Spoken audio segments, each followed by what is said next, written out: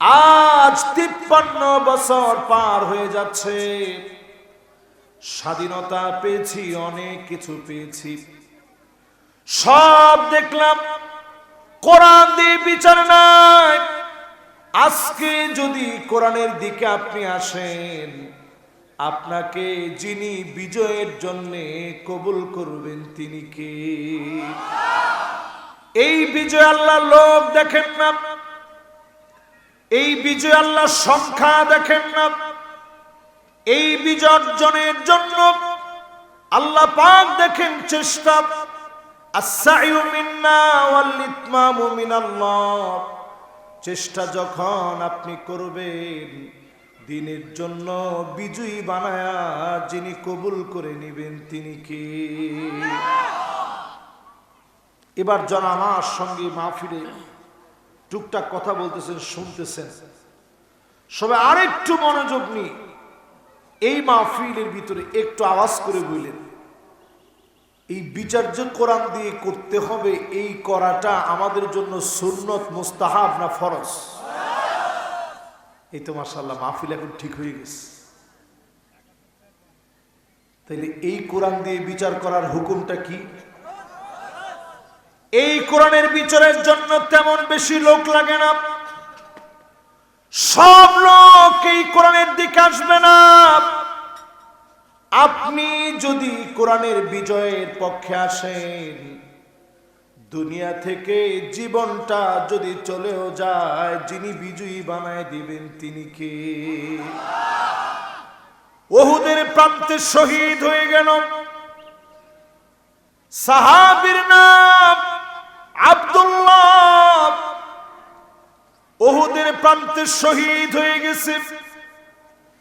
আল্লাহ রাব্বুল আলামিন নিজে ডাকলেন, আব্দুল্লাহ তোমার মনটা কি চায় আমি আল্লাহকে বলো, তোমার মনটা কি চায় আমাকে বলো। আব্দুল্লাহ বললেন, আল্লাহ উহুদের প্রান্তে যেমন করে জীবনটা দিয়ে দিয়েছি, আল্লাহ আবার আপনি সুযোগ করে দেন, আবার জীবনটা উহুদের প্রান্তে আবার যাব, আবার বিলায় দিব। 1000 বার আপনি জীবন দিবেন, 1000 বার দিন বিজয়ের জন্য বিলায় দিব, 1000 বার শহীদ হয়ে যাব। আল্লাহ রাব্বুল আলামিন জানায় দিলেন, ফয়সালা চূড়ান্ত হয়ে গেছে। দুনিয়ায় একবার গেলে আর ফিরে আসা যায় না। একবার দুনিয়া আসা যায়, চলে গেলে আর ফিরে আসা যায় না, পুনর্জন্ম গ্রহণ করা যায় না। সঙ্গে সঙ্গে আল্লাহ পাক আব্দুল্লাহকে বললেন, আব্দুল্লাহ শোনো, তোমার মর্যাদা আমার কাছে অনেক বেশি।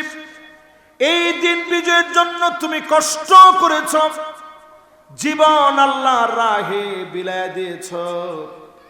আল্লাহ নবীর কাছে আল্লাহ ওহী নাজিল করে জানায় দিলেন, আব্দুল্লাহর সঙ্গে আমি সরাসরি কথা বলেছি।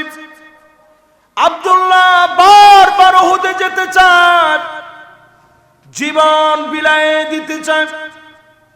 আমি জানায় দিয়েছি, একবার দুনিয়া থেকে আসলে কোনো দিনের জন্য আর দুনিয়ায় ফিরে যাওয়ার সুযোগ থাকে না, ঠিক কিনা বলে? নবীজি দামের কথা শুনে আব্দুল্লাহ রাদিয়াল্লাহু তাআলা আনহুর সন্তান জাবির বিন আব্দুল্লাহ উনাকে ডেকে আনলেন, জাবের তোমার আব্বার দাম আল্লাহর কাছে এত বেড়ে গেছে, স্বয়ং আল্লাহ রাব্বুল আলামিন তোমার আব্বাকে ডেকে কথা বলেছে। জোরে বলেন আল্লাহু আকবার। জাবেরের চোখগুলা ছলছলে হয়ে গেছে, আমার আব্বার দাম এত বেড়ে গেছে, জীবনটা আল্লাহর রাহে দিয়ে আমার আব্বারে আল্লাহ ডেকে কথা বলে। জোরে কোন আল্লাহু আকবার। নবীজি বললেন, জাবের রে, তোমার জন্য আমি কি করতে পারি? জাবের রাদিয়াল্লাহু তাআলা আনহু বললেন, ওগো নবীজি, আব্বা উহুদের প্রান্তে শহীদ হয়ে গেছে, তেমন কিছু রেখে যেতে পারে নাই। অনেক পাওনাদার, অনেক টাকা পয়সা পাবে। নবীজি বললেন, জাবের ঘরের ভিতরে কি আছে? সামান্য কয়টা খেজুর ছাড়া কিছুই নাই। কিছু খেজুর আছে। সঙ্গে সঙ্গে নবীজি বললেন, জাবের ঘরের ভিতরে যাও, খেজুর গুড়া নিয়ে আসো। আল্লাহর নবী খেজুর গুড়ার ভিতরে ফু দিয়ে একজন একজন করে পাওনাদারকে ডাকলেন, বিসমিল্লাহ বলে ফু দিলেন, নিজ হাতে ওজন করলেন, একজন একজন করে বিদায় করলেন। নবীজির বরকতি হাতে ওজন করে করে বিদায় করে দিলেন। সামান্য খেজুর দিয়ে সব পাওনাদারদের পাওনা পরিশোধ হয়ে গেল। অবশিষ্ট খেজুরগুলো জাবের রাদিয়াল্লাহু তাআলা আনহুকে নবীজি নিয়ে যেতে বললেন। এই জমিনে যারা দিন কায়েমের জন্য ক্লান্ত পরিশ্রম করেছে, তাদেরকে যিনি চিরস্মরণীয় বানায় রেখেছেন তিনি কে? আরেকজন সাহাবীর কথা শোনাই, মুসাব বিন উমাইর। কষ্ট হচ্ছে আপনাদের? বাবারা মেহেরবানি করে, আমার মাহফিলে কিন্তু কথাবার্তা হয় না। থাক, অসুবিধা নেই, এটা ভলান্টিয়ারদের দায়িত্ব। ভলান্টিয়ার যারা আছেন মেহেরবানি করে একটা আওয়াজ হবে না। আমি কিন্তু মাহফিলে বসার পরে খুব গরম, রুমের ভিতরে বসা অবস্থায় খুব নরম, যা বলবেন আমি শুনতে রাজি। মাগার মাহফিলের মাইক যখন আমার হাতে আসে, আমার জীবন চলে গেলেও কোরআন হাদিসের বাহিরে একটা কথাও এই মাইক থেকে বিগত দিনে বলি নাই, এখন তো সম্ভবই না। ঠিক তো কয় না। এই জন্য যারা এদিক সেদিক আছেন মেহেরবানি করে বাবারা সব বসতে হবে। আমরা সব গুনাহগার, দাঁড়ায় থাকার মতো কোনো বড় রকমের কিছু আমরা হয়ে যাই, সব বসে পড়ি। ইয়ংরা মনে করতেছে আমরা গুনাই নেই, আসেন। ওই যে আল্লাহ বাঁচাইছে, আমার হাতটা যদি খালি লম্বা হইতো টান দিয়ে নিয়ে আসতাম যে আসেন, কিন্তু হাতটা তো লম্বা করার স্রোত নাই। মাশাআল্লাহ, এই তো ইয়ং জেনারেশন মাশাআল্লাহ বলতেই রাজি হয়ে গেছে। জোরে করে আল্লাহু আকবার। তাহলে বিচার চলবে জানি কি দিয়ে? আর একটু জোরে কোন কি দিয়ে? কোরআন দিয়ে বিচার চলবে। মুসআব বিন উমাইরের কথা বলছি। আউয়ালু সাফির ফিল ইসলাম, ইসলামের প্রথম অ্যাম্বাসিডর। এই জমিনে দিন কায়েমের জন্য একটা টুকরা কাপড় পর্যন্ত কবরে নিয়ে যেতে পারে না। ছোটখাটো একটা কাপড় উহুদের প্রান্তে যেদিন শহীদ হয়ে গেলেন, এমন ছোট কাপড় দিয়ে কাফনের কাপড় হিসাবে জড়ায় দিয়েছে। আল্লাহ নবী বলেন, মাথাটা ডাকলে পাটা বের হয়ে যাচ্ছে, পা ঢাকলে মাথা বের হয়ে যাচ্ছে। নবীজি বললেন, ইদখির নামক গাছ দিয়ে পাটাকে তোমরা ঢেকে দাও, মাথাটাকে কাপড় দিয়ে ঢেকে দাও। এই দিন প্রতিষ্ঠা করতে গিয়ে, কোরআনের রাজ কায়েম করতে গিয়ে এক টুকরা কাপড় নিতে পারে নাই। নবীজি ঘুম থেকে উঠলে পিঠের মধ্যে চাটাইয়ের দাগ পড়ে যেত। হযরত ওমর নবীজির ঘরে একদিন অনুমতি নিয়ে গেলেন। অনুমতি নিয়ে যখন প্রবেশ করলেন, নবীজি শোয়া থেকে উঠে বসলেন। তাকায় দেখে এত সম্মানী নবী, কুল কায়নাতের নবী, রাহমাতুল লিল আলামিন ঘুম থেকে উঠেছে। চাটাইয়ের দাগগুলা পিঠের মধ্যে পড়ে গেছে। হযরত ওমর ছোট বাচ্চার মতো কান্না শুরু করলেন। কান্না শুরু করে হযরত ওমরের কান্না এত বেড়ে গেছে, আল্লাহর নবী বললেন, মায়ুকি, ওমর রে, কোন জিনিস তোমাকে এত পরিমাণ কাঁদাচ্ছে? কেন আজকে তোমার চোখে পানি? হযরত ওমর বললেন, রোম পারস্যের সম্রাটদের কি এমন আছে এত সুখ শান্তি তারা করেন, আর আপনি এত কষ্ট করেন দিন কায়েমের জন্য?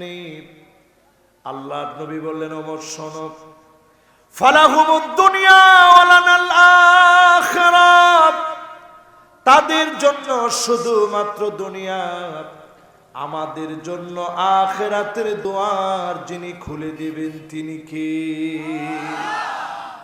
এই মাহফিলে যারা বসলেন, আল্লাহর কসম করে বলি, দিন কায়েমের জন্য আসেন, আসমানের দুয়ার খুলে অজস্র রহমত, জমিনের সব বরকত যিনি আমাদেরকে দান করে দিবেন তিনি কে? আবার বলেন, বিচার চলবে কি দিন? আসতে বলেন, কি দিন? 2 নম্বরে আল্লাহ রাব্বুল আলামিন বলেন, ওয়ালা তাত্তাবি আহওয়াহুম, মন গড়া বিচার চলবে না।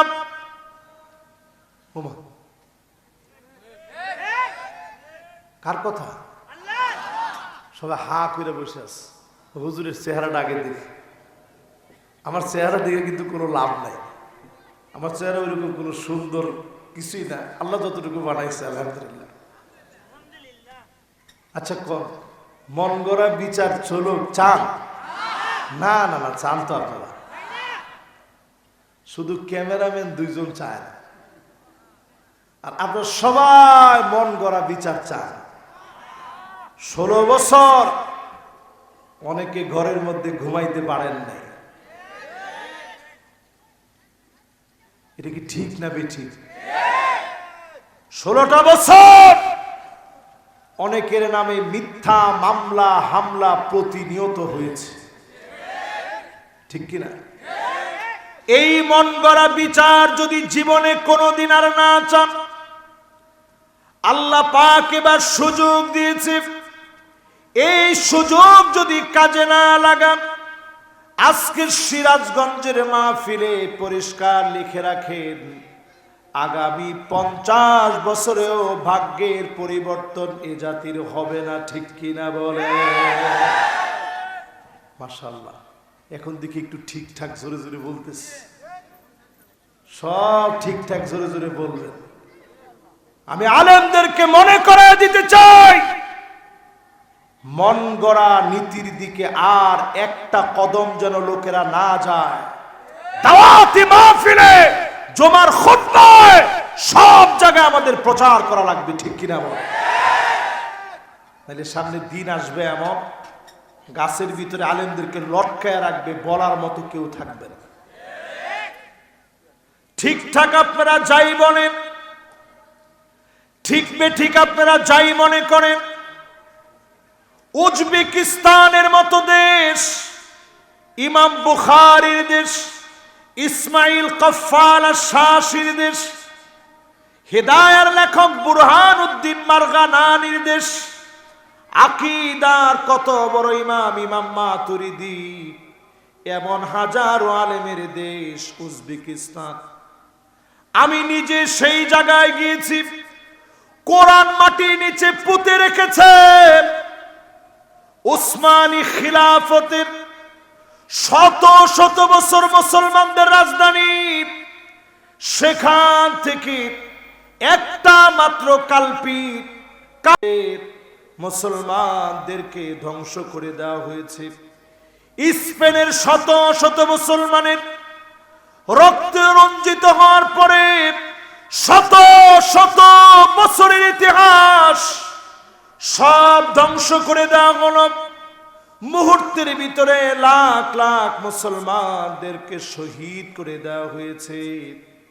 যদি এখনো আপনি প্রস্তুত না হন, আগামী দিনে এমন দিন আসবে সারা বাংলাদেশে আলেমদেরকে জুলুম নির্যাতন এত করা হবে, গাছে গাছে মেরে মেরে আলেমদেরকে ঝুলায় রাখবে। ঠিক তো কয় না? এবার সহিহ হাদিস থেকে বক্তব্য শোনেন। ঠিক কইবেন না মানে আপনি ঠিক না করলে তো আপনার ঝামেলা আছে। সহিহ হাদিসের বক্তব্য শোনেন, কয় দিক থেকে আযাব আসবে একটু শোনেন। মন গড়া রীতির পিছনে অনেক ছুটছেন। এক নাম ও কি করে কমু, ও কেমনে করে বলতে বলতেছেন? না না না, শক্ত করে বলবো না, নরম করে কইতেছে। আল্লাহ বেশি শক্ত করে কইতে কয় না, একটু নরম নরম করে কই, একটু নরম নরম করে কই। আপনারা নরম নরম করে শুনা দিলের মধ্যে কথাগুলো লাগান। দেখছেন কারবার? মাহফিলে এসে শক্ত কথা শুনবেন, এই শক্ত কথার পরে শক্ত কথার আমল করতে পারবেন তো ইনশাআল্লাহ? আমি খালি এটা দেখি। যতজন এই মাহফিলে বসলেন, তিন ধরনের আযাব আসবে দুনিয়াতে। প্রথম অপশন আল্লাহ দিলেন, কুল হুয়াল কাদিরু আলা আইয়াবআসা আলাইকুম আযাবাম মিন ফাওকিকুম। আল্লাহ বলছেন নবী আযাব আসবে উপরের দিক থেকে। কোত্থেকে?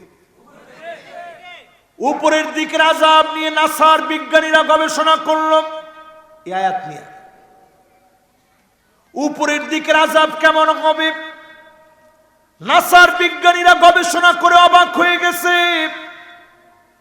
পাথরগুলো আল্লাহ পাক বেল্টের ভিতরে বেঁধে রাখছে। বিচ্ছুরিত হলে এক একটা প্রদেশ মুহূর্তের ভিতরে ধ্বংস হয়ে যাবে। হঠাৎ করে দেশ থেকে দেশ শেষ হয়ে যাবে।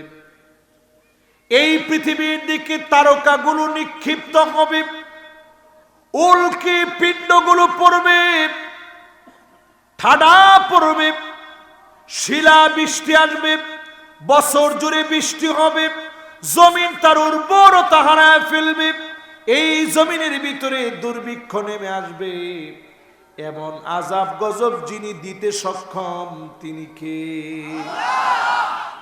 নবীজি কান্না শুরু করছে, আল্লাহ আউযু বিওয়াজহিক, আপনার কাছে আশ্রয় চাই, যে উম্মতদেরকে জীবনে কোনোদিন দেখি নাই, এমন আদরের উম্মত গুলাকে আযাব গজব দিয়ে আল্লাহ আপনি শেষ করে দিয়েন না।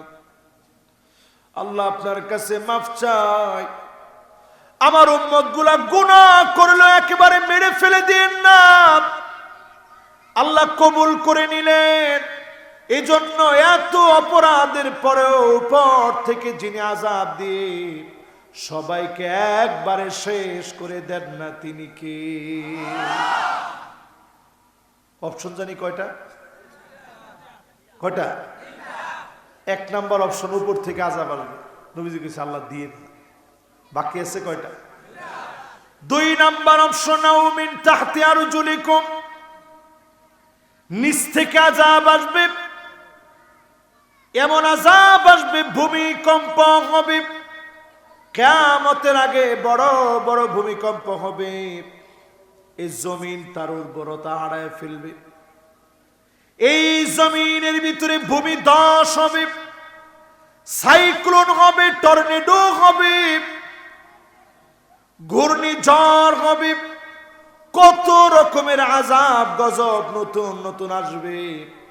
করোনার মতো মহামারী জমিনের ভিতরে ছড়ায় পড়বে, জম্বি ভাইরাসের মতো ভাইরাস ছড়ায় পড়বে, নতুন নতুন কত আযাব ছড়ায় পড়বে।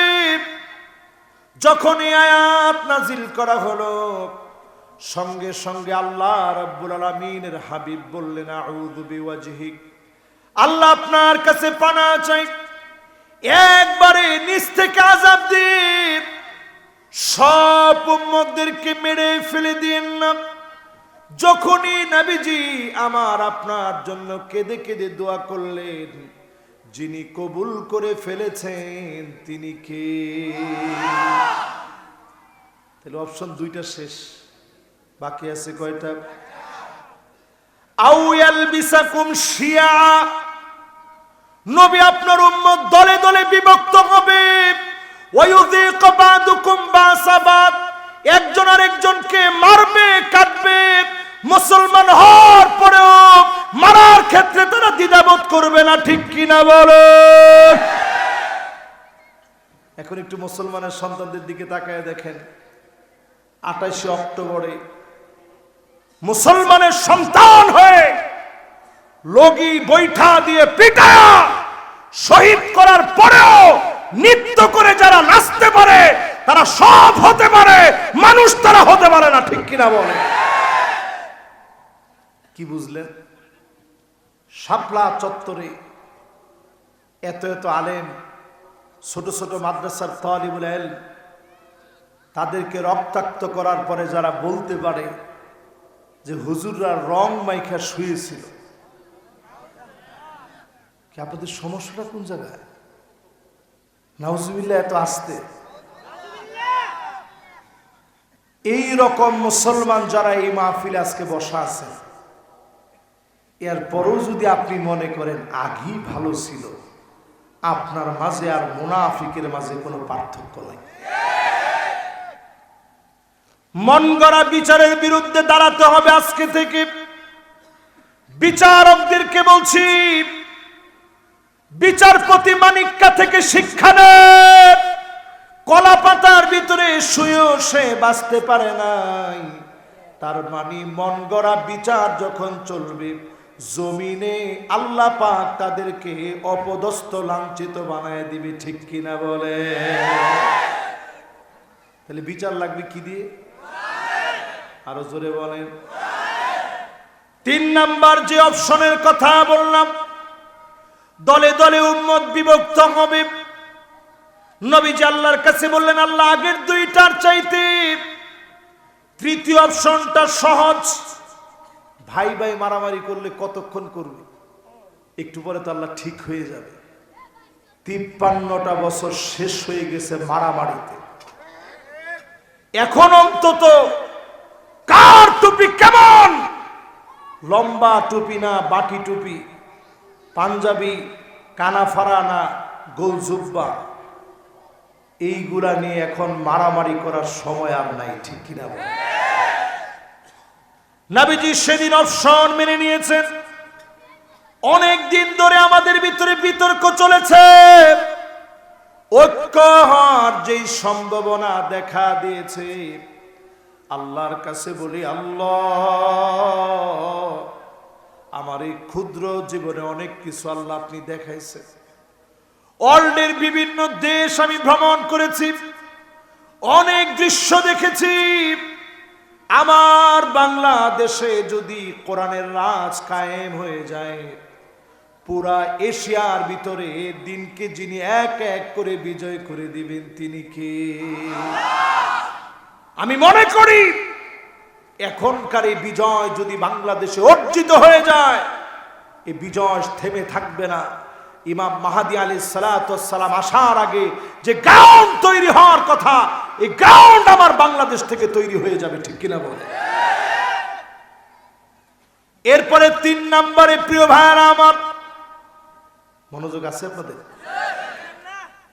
মনোযোগ থাকলেও সময় আর আমার হাতে অল্প কিছুক্ষণ। দেখছেন এতক্ষণ আপনারা কোনে ছিলেন? মাশাআল্লাহ, এখন অনেক লোক ঘুম রেখে দৌড়ে আসছে। তাড়াতাড়ি আসেন, আস্তাগফিরুল্লাহ আযীম। একটু তাড়াতাড়ি পাঠশালায় আসেন, আপনাদের জন্য দোয়া করে দেব ইনশাআল্লাহ।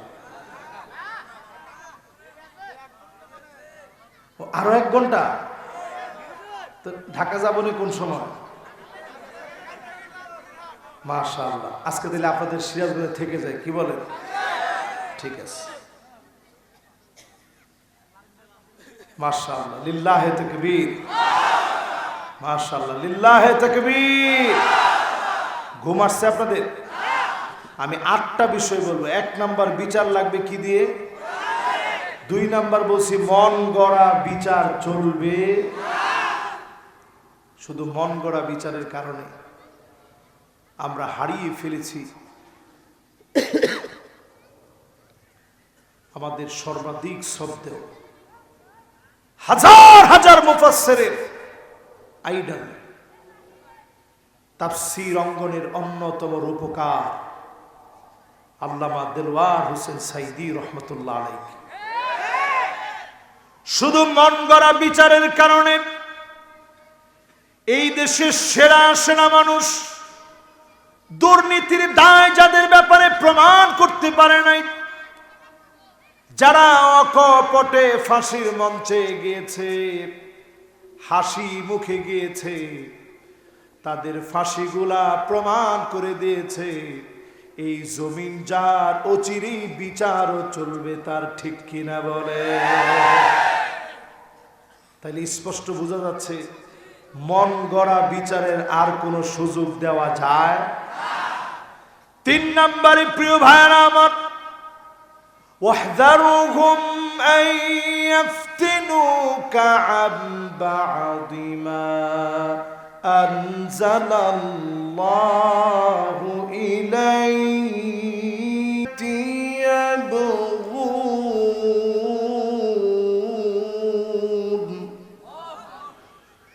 ومن أحسن من الله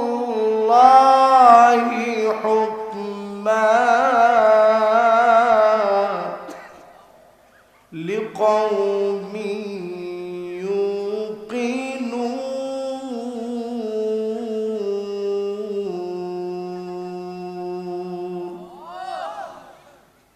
সকলে মিলে পড়ি সাদাকাল্লাহুল আযীম।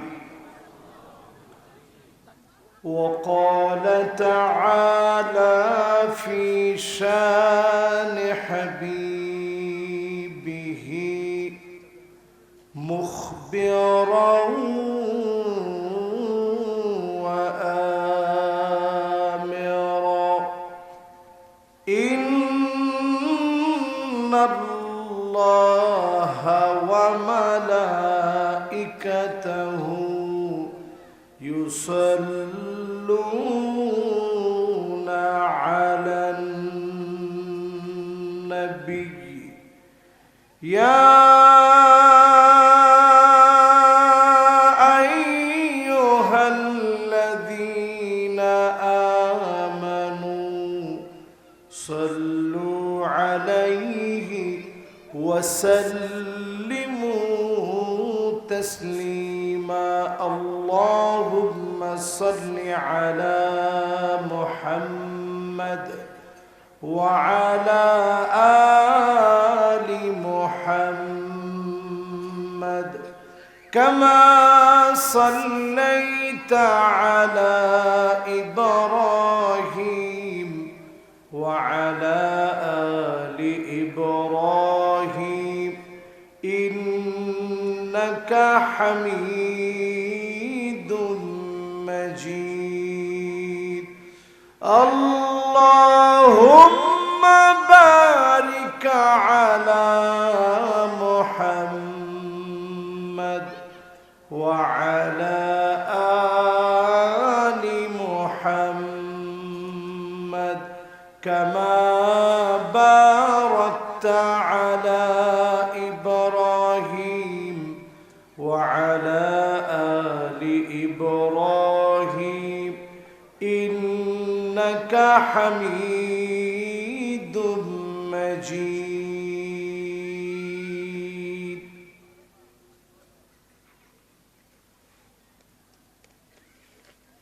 আজকের এই মুবারক মাহফিল চরিয়া শিকার উত্তরপাড়া কেন্দ্রীয় জামে মসজিদের উন্নতি কল্পে 16তম বার্ষিক তাফসীরুল কোরআন মাহফিলের আজকের এই মোবারক আয়োজনের সম্মানিত সভাপতি আলহাজ আব্দুল্লাহ জুবায়ের শাহীন, বিশিষ্ট সমাজ সেবক মুহতারামি ও মুকাররামি, সম্মানিত বিশিষ্ট ব্যবসায়ী সমাজ সেবক, ওনার জন্য আমরা দোয়া করছি দ্বীনের কল্যাণে, ইসলামের জন্য আল্লাহ রাব্বুল আলামিন উনাকে যেন কবুল আর মঞ্জুর করেন। সকলে পড়েন আমিন। আজকের এই মাহফিলের সম্মানিত প্রধান অতিথি জনাব মোহাম্মদ আব্দুস সাত্তার সুলতান সাহেব, বিশিষ্ট সমাজ সেবক। ওনার জন্য আমরা দিল থেকে দোয়া করি রব্বে করিম যেন ওনাকেও হায়াতে তয়্যিবা, সিহহা ওয়াল আফিয়া দান করেন। পড়েন আমিন। এই মাহফিলে যিনি আজকে উপস্থিত হয়ে আপনাদেরকে ধন্য করার কথা ছিল, আমাদের অত্যন্ত প্রাণ প্রিয়, বাংলাদেশে গঠনমূলক খুব সুন্দর সাবলীল যারা কথা বলেন, অত্যন্ত কাবিলিয়াত ওলা আলেম যারা, যোগ্যতার সঙ্গে যারা কথা বলেন, তাদের মধ্যে অন্যতম পথিত যশা একজন আলেমে দ্বীন হযরত মাওলানা আব্দুল হাই মুহাম্মদ সাইফুল্লাহ হাফিজাহুল্লাহ ওয়া রাআহ। আপনারা নিশ্চয়ই জানেন, মারাত্মক দুর্ঘটনা, রোড অ্যাক্সিডেন্টের মধ্য দিয়ে উনি যেইভাবে রোড অ্যাক্সিডেন্টটা করেছিলেন, ওনার গাড়িটা থেমেছিল, একটা ট্রাক এসে এতটা জোরে আঘাত করেছে, ওনার পুরা পরিবার একসাথে ছিল। পুরো পরিবার নিয়ে মাহফিল করে ফেরার পথে ময়মনসিংহে মাহফিল শেষ করে ওনার খালার বাড়ি থেকে ওনার স্ত্রী এবং 3 সন্তান সহ ওনার 3 কন্যাকে নিয়ে যখন ফিরছিলেন, মারাত্মক রোড অ্যাক্সিডেন্টের কারণে উনি আজকের এই মাহফিলে আসতে পারেনি। চোখে প্রচন্ড আঘাত পেয়েছে। আমার মাহফিল ছিল গতকালকে, মাগরিবের পরে ছিল সেই ত্রিশাল, সেইখান থেকে পরের মাহফিল ছিল ভালুকায়। মাহফিল শেষ করার পর প্রিয় ভাই যখন ফোন দিলেন, আমার আজকের মাহফিল ছিল ময়মনসিংহে, এটা ক্যান্সেল হওয়াতে উনি কোত্থেকে খবর পেলেন ফেসবুকে, উনি আজকের এই মাহফিলটা যখন খবর দিলেন এবং বললেন এটা যেতেই হবে, আমি চিন্তা করলাম আজকের একটা রজনী অন্তত একটু রেস্ট করে আমি কাটাই। কিন্তু উনি যখন প্রচন্ড ভালোবাসা থেকে অনুরোধ করলেন, আমি চিন্তা করলাম অন্তত একটা রজনী, এই রজনীতে একটু আপনাদেরকে নিয়ে কথা বলি। এখানে আজকে আমার আসার কথা ছিল না, রিজিক আল্লাহ রাব্বুল আলামিন ঠিক যেখানে লিখছেন এখানে আপনাকে যেতেই হবে, ঠিক কিনা বলে? আমি একটু অবাক হয়েছি। এইখানে যখন আমি আসলাম, এখানকার একজন আমারে বলতেছিল যে হুজুর, আমরা আপনাকে দাওয়াত দেওয়ার জন্য সিদ্ধান্ত নিয়েছিলাম 2 মাস আগে এবং যোগাযোগও করেছিলাম, কোনোভাবে যখন আপনাকে পাচ্ছিলাম না তো চিন্তা করলাম আপনাকে তো আর পাওয়া যাচ্ছে না।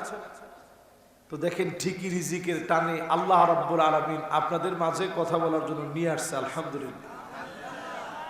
তো এই মাহফিলে আমার প্রিয় যে ভাইটা অসুস্থ আছেন, আপনারা মন থেকে দোয়া করবেন। প্রতিমধ্যে যখন চলবেন সব সময় আল্লাহর কাছে দোয়া পড়ে নেবেন। কারো বিপদ দেখলে নবীজি একটা দোয়া শিখিয়েছেন, সবাই আমার সঙ্গে পড়েন, আলহামদুলিল্লাহিল্লাযী আফানি মিম্মা ইবতালাকা বিহি ওয়া ফাদ্দালানি আলা কাসীরিম মিম্মান খলাকা তাফদীলা। আমরা আল্লাহর কাছে, নিজের আল্লাহর কাছে পানা চেয়ে নিলাম। আমার ভাইয়ের জন্য আমরা দোয়া করি, অতি তাড়াতাড়ি আল্লাহ রাব্বুল আলামিন যেন শিফায়ে কামিল আদিল আজিল যেন আল্লাহ নসিব করে দেন। পড়েন আমিন। এই মাহফিলে যতজন মেহমান আজকের এই মাহফিলে কথা বলেছেন, কথা রেখেছেন, উপবিষ্ট হয়েছেন যারা, শুনছেন পর্দার অন্তরালে আমার মা বোনেরা, সকলকে মোবারকবাদ জ্ঞাপন করছি। সূরা মায়েদা থেকে 2টা আয়াত আমি তেলাওয়াত করেছি। বলেন তো কয়টা আয়াত? এই 2টা আয়াতকে ঘিরে আজকের মাহফিলে বিমাশিয়াতিল্লাহি তাআলা ওয়া বিতৌফিকিহি আপনাদেরকে নিয়ে কথা বলবো, যদি আল্লাহ তৌফিক দান করেন ইনশাআল্লাহ। পড়ে আসুন আমরা সবাই মিলে জবান খুলে মহাব্বতের সুরে সকলে মিলে পড়ি কালিমাতুশ শুকর আলহামদুলিল্লাহ। সকলে নবীজির নামে একটাবার দুরূদ শরীফ পড়ি, সবাই পড়ি মুহাম্মাদুর রাসূলুল্লাহ সাল্লাল্লাহু আলাইহি ওয়াসাল্লাম। আমি আপনাদেরকে খুব বেশি লম্বা সময় দিতে পারবো না। আমি আসছিলাম অনেক আগে এবং আমার মাহফিলের একটা সিস্টেম আছে। আমি খুব বেশি রাত করে মাহফিল করি না, সচরাচর করি না আর কি। একান্ত বাধ্য হয়ে গেলে তো কিছু করার থাকে না। আমার সঙ্গে এই মাহফিলের শুরু থেকে কথা ছিল 9টায় আমাকে মাহফিলে দেওয়া হয়। এতে করে আমি যদি 2 ঘন্টাও বয়ান করতাম, 11টা বয়ান করলে 9টা থেকে 11টা 2 ঘন্টা হতো। এখন অলরেডি 10:30টার উপরে বাজতেছে। আর আমার পেরেশানি হচ্ছে আগামীকাল পর্যন্ত সে লম্বা লালমনিরহাট কেমনে যাব, এই পেরেশানি। সব মিলিয়ে খুব বেশি লম্বা সময় কথা বলার সুযোগ নেই। দুঃখিত আমি, যেহেতু আজকে আমি এমনি মেহমান, আরো মেহমান হয়ে আসছি। অল্প সময়ে স্বল্প কথায় যতগুলো কথা বলবো, আল্লাহ পাক যেন অল্প সময়ে বেশি লাভ হয় এমন কথা বলার তৌফিক যেন দান করে দেন। পড়ে না আমিন। আল্লাহ রাব্বুল আলামিনের সাথ করেন ওয়া আনিহকুম বাইনাহুম বিমা আনজালাল্লাহ।